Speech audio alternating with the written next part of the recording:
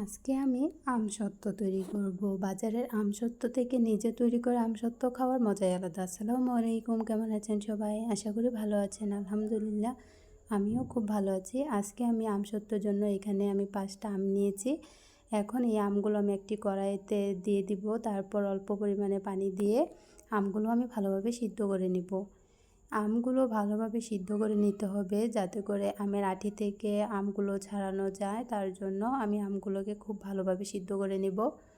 আমগুলো খুব ভালোভাবে সিদ্ধ করে আমসত্ত্বটা বানালে তাহলে খেতে খুবই ভালো লাগবে। তার জন্য এই তো আমগুলো আমার খুব ভালোভাবে সিদ্ধ হয়ে গিয়েছে। এখন আমি চুলাটা অফ করে দিয়ে আমগুলো নামিয়ে নিব। আমের খোসাগুলো ছাড়ানোর পর আমি একটা চামচের সাহায্যে আমের আঁটি থেকে আমগুলো এরকমটা করে ছাড়িয়ে নিব। সবগুলো আমি ঠিক এরকম করে নিব।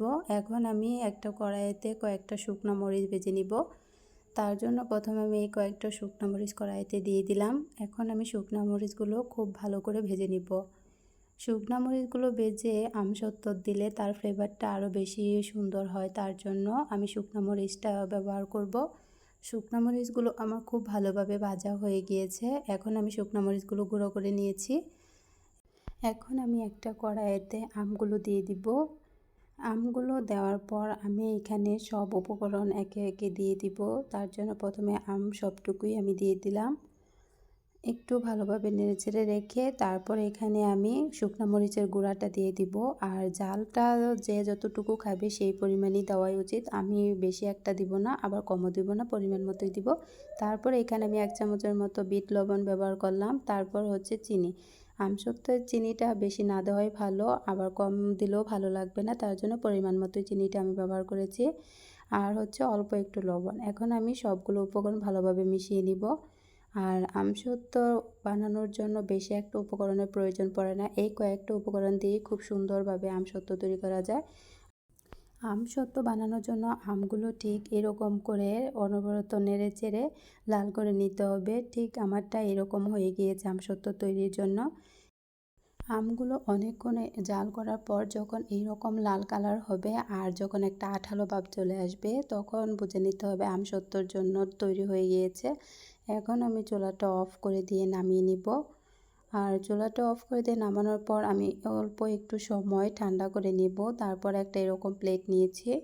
এখন এই প্লেটে আমি অল্প পরিমাণে সরিষার তেল দিব যাতে করে আমসত্ত্বটা খুব সুন্দরভাবে হয়, প্লেটে না লেগে যায় তার জন্য।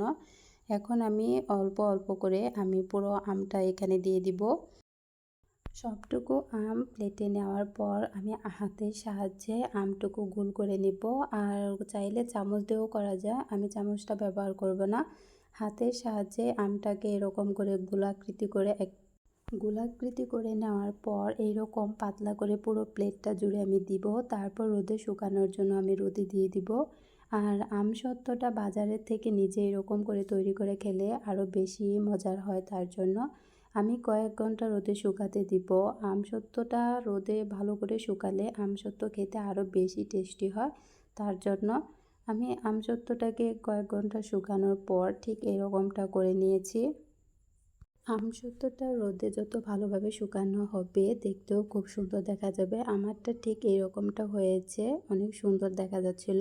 এখন আমি একটা চাকুর সাহায্যে আমসত্ত্বটা ভালোভাবে কেটে নেওয়ার পর আমি এইরকম রোল করে নিচ্ছি। পুরো আমসত্ত্বটা আমি এরকম করে কেটে রোল করে নেব। দেখতে ঠিক এরকমটা হয়েছে আর খেতেও খুব ভালো হয়েছিল। পুরো আমসত্ত্বটা এরকম করে বাসায় তৈরি করলে খেতে খুবই ভালো লাগবে। এরকম করে তৈরি করলে বাজার থেকে আর কিনে খাওয়ার প্রয়োজন পড়বে না। আর এরকম করে তৈরি করলে বাসায় অনেক দিন পর্যন্ত সংরক্ষণ করে রাখা যায়। আমসত্ত্ব তৈরি করার জন্য কয়েকটা আম আর কিছু উপকরণ হলেই খুব সুন্দরভাবে বাসায় এরকম আমসত্ত্ব তৈরি করা যায়।